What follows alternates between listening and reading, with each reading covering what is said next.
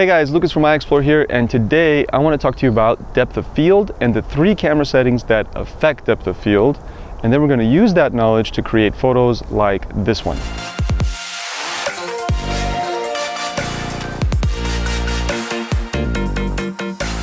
Before we can talk about the 3 things that affect depth of field, it's important to first cover what depth of field even is.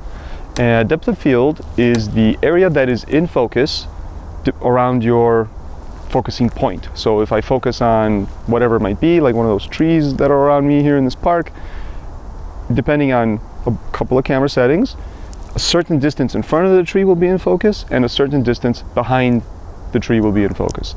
So whatever your subject is, the depth of field is the area in focus in front and behind the subject.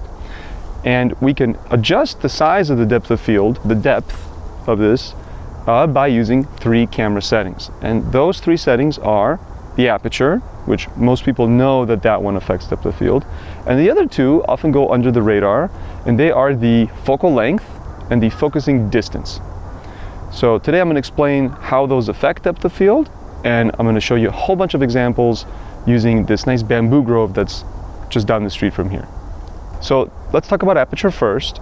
The aperture will affect the depth of field depending on the size of the aperture, and of course in the camera we have numbers to represent the size, and actually smaller numbers mean a more open aperture, which means a shallower depth of field.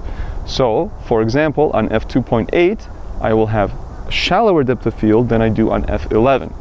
On f11 the background of my subject will be less blurry, and on f2.8 it will be more blurry. The second thing that affects depth of field is the focusing distance. If my subject is farther away from me, I have to focus farther away, and that way I will actually have more depth. More things will be in focus in front and behind the subject. If I'm focusing closer, if my subject is very close to me and I have to focus close, the depth of field will be shallower and fewer things will be in focus behind and in front of the subject. So if I want more background blur, for example, I would want my subject to be close to the camera and the background really far away. The third thing that affects depth of field is the focal length. So if all things the same, if I'm keeping my aperture the same and I'm focusing at the same distance, my subject is the same distance away from me, if I take a photo at 24 millimeter versus another photo at 70 millimeter, you will see a very different amount of background blur or a different amount of depth of field.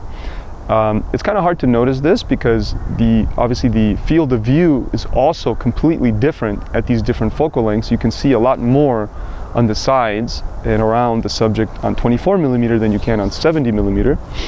But if you blow these photos up, if you look at the blown up version of the 24 millimeter shot and compare it to the 70 millimeter shot, you will see that things are just less blurry in the background, which means you have more depth of field at 24 than at 70 millimeter.